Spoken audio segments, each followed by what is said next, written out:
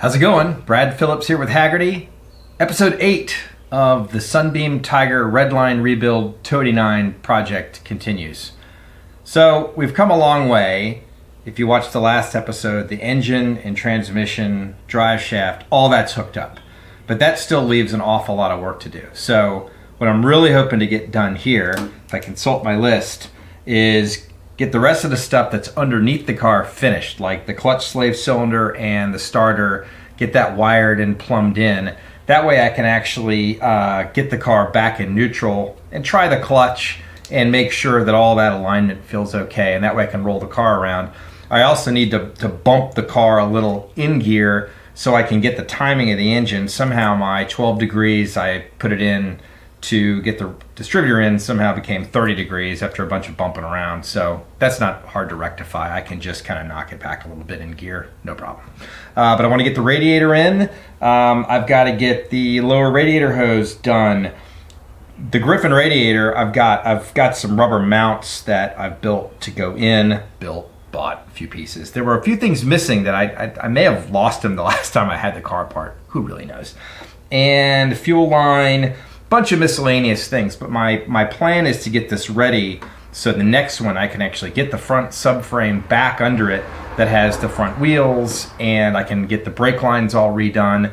And then I've got a roller and I can kind of focus on the top of the motor of putting in the EFI, which is going to be really great, and a whole bunch of other stuff. You know, there's going to be radiator hoses. I've got to still buy a thermostat neck for that thing, but that's a little ways away. Building my parts list of things I thought I already had, that was actually on the manifold that the Postal Service lost. So this will be fun anyway. All right, so hope you guys enjoy this episode. We're going to have some fun with this, and off we go again. The first fun is getting this clutch master cylinder back in here. Now this is new because we actually replaced this on the side of the road on a road trip. Me and Jim Lindner and my Tiger Club, we did this. So I know this can be done easily, and I am gonna bang this out.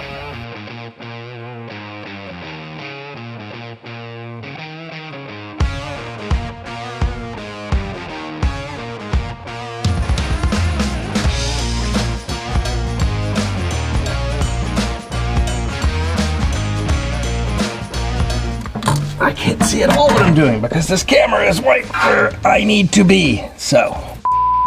Okay, so the order of events for a Tiger is hub, fan, and then radiator.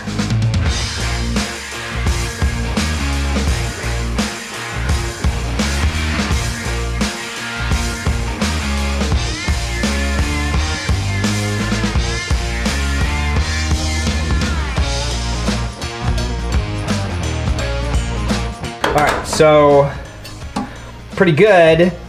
There's another little trick for this. Where did it go? Here.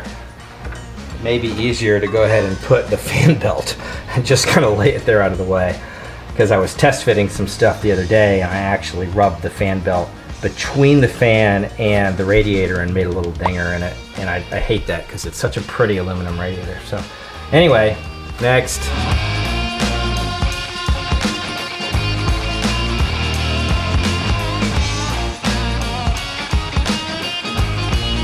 That's the way it goes. That's the way the other one fit. Isn't that pretty? Boy, I like that. All right, I'll get that tightened down, and then we'll put the shroud around it, and then we're really making some progress here. I've already got a lower radiator hose there, and I can really start working my way through. I'm super excited. I got the fan shroud on, get the fan, pulleys, all that stuff. So this is all lining up pretty nice. Now I sort of can tell, I know that back in the early 70s, this car had a little bit of a front end shunt of some kind, because there's some evidence of some warping up here. And but when you really get it apart and put new parts in, you're like, yeah, this maybe did get whacked a little bit, but it's fine. It's good stuff. It's just got battle scars. That's why I like my cars. Got some battle scars. Well, all right, let's try and get the shifter back in.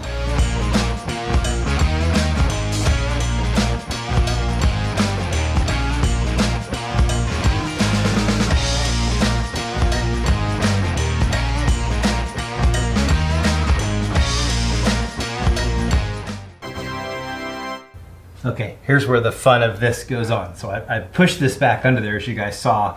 Went ahead and lifted it up and got that one tire on it. So I can now illustrate better kind of what's happening. I kind of jack one side up, get a wheel on it, but then you really have to get it positioned just perfectly, and you use a couple of different jacks to do it. And then I've got a couple of different ones, and I'll either lower the car down on it with the crane, or I'll just raise this right up into it, and then either way.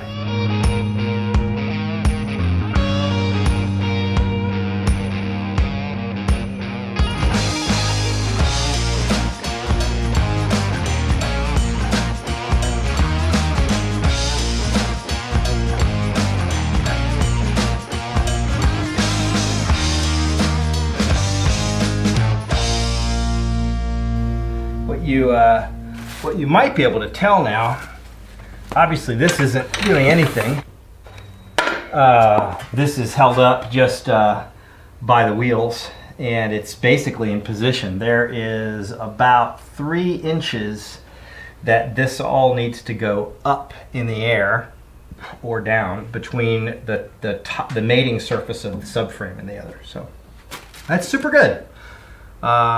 Very happy. This is a good starting point for next time. Okay, I'm sweaty again.